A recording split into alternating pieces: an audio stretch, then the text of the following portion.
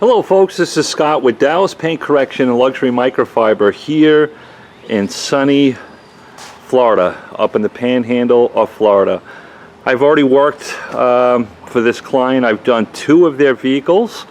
This is going to be the 3rd vehicle I do for them. I'm just going to bring you in and show you the vehicle I'm working on, all the steps I'm going to do, and then I'll bring you in and show you the finished results. This is a 2016, sorry folks, the garbage truck is going by. Boy, that garbage truck is pretty loud, sorry about that. It is a 2016 Hyundai Tucson, I believe. Little cute car, little cute little crossover SUV. It's the Sport 1.6. Does that T mean it's a turbo? Maybe it's a turbo, I got no idea. But this car isn't all that bad. It does see the car wash, a car wash tunnel maybe once a month. We got to get in there and address the wheel wells. The wheel wells are dirty. The faces of the wheels are dirty. The paint has no protection on it at all. This is for my client. I've already done 2 vehicles for them. And this is their daughter's vehicle. Their daughter is entering her senior year in high school. This coming, I think, late August, right? They start a little early here in Florida.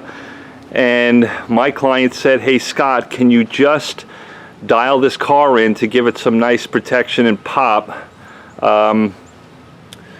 for her coming into the summer months here. So this is what I'm going to do. I'm going to lay out all the products I'm going to use, and I'll kind of go over the steps quickly. The first thing I'm going to use is this Boyd Coddington Show Prep Auto Shampoo. Really impressed with this shampoo. I'll tell you why. I'm working in some extreme temperatures. Very hot, very humid. I think with the heat index, it's about 107 degrees.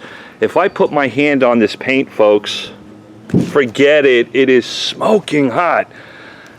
The soap is very impressive on very hot paint. Yes, it will start to dry and evaporate, but it won't leave any spotting behind, and it rinses freely without any residue. Very impressed with it.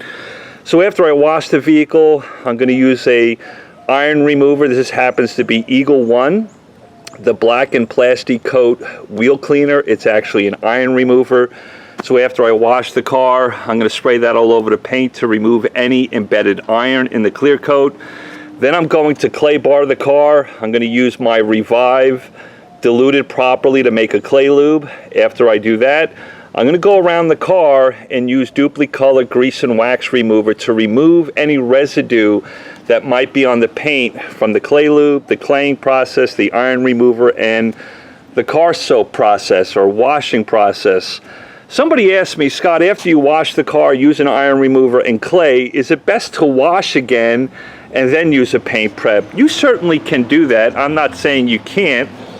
It's a very thorough process to do that, right?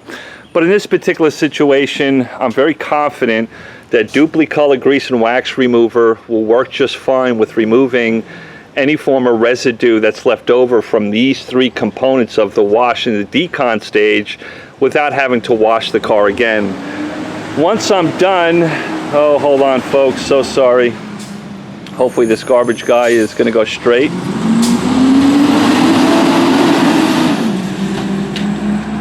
Once I'm done with all these phases, these 4 phases, right, and I've used a paint prep or a body solvent on the paint, so there's absolutely nothing on the paint. It's absolutely virgin clean. I'm going to use DPC Flash in the moment. This is an all-in-one polish. My client just wants to give this paint some extra pop, increase shine and gloss, remove some of the light imperfections on the paint, and I'm going to team it up with a Lake Country HDO pad with just using it on a Griot's 6-inch DA polisher. Not going to overthink the moment. Once I go around this car and do a light polish with DPC Flash, I will apply some DPC Armor after, and then we'll go from there. Of course, I've got to do the wheels right. I'll just use Super Clean on the tire. I'll use Super Clean inside the wheel wells. Inside those wheel wells are pretty dirty. This is, it looks like paint, right? Road paint, but what it is they like to ride by the beach, and they've got a lot of sand that kicked up and stuff like that from the beach here in Florida. And then I'll clean the wheels. Not sure what I'll do with the wheels. Maybe I'll use an iron remover. Maybe I'll just use who knows, a dedicated wheel cleaner or something like that. Not going to overthink the moment. Then clean the glass. So once I get done with this, I think I'm done with being in Pensacola, Florida. And then I have another stop here in Florida, which is about, I guess, about 30 miles away. And I have some other clients I have to see.